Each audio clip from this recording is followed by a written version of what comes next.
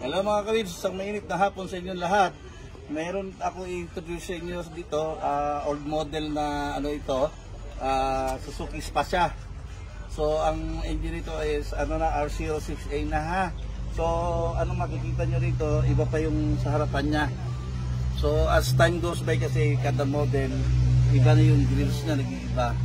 So pag mga 2013, 2014, 2015, yan ang mga papasok dito sa atin. Medyo mas mahal-mahal yan. So mapunta tayo dito, makikita nyo kung maganda yung interior ng pallet, mas maganda pa ito. Tingnan nyo, sariwang sariwa. So ito, single power slide. Yan. Ganda ng interior, kahit hindi mo na siya i-upholstery, linisan mo lang, detailing mo lang, malalabas na yan. Ayan.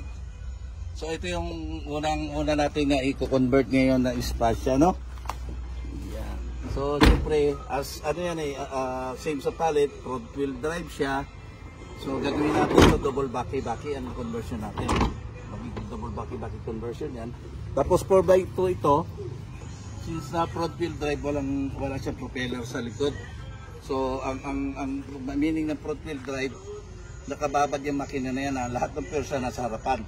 Yan ang front wheel drive, same sa mga kung ano natin i-compare natin sa mga Toyota Wigo, Toyota Vios, yung mga ganyan front wheel drive. Ayan. Sige.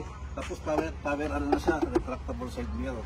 Ang advantage naman sa pallet, meron siya signal light sa pero yung mga model nito, yung mga latest model nito, meron na din. So sige, ikutin mo.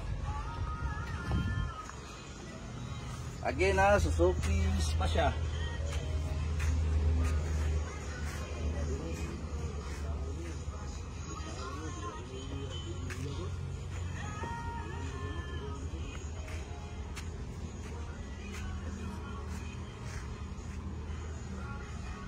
Sa gusto magpa-made to order ha, you can always contact me at 0898-800-1975.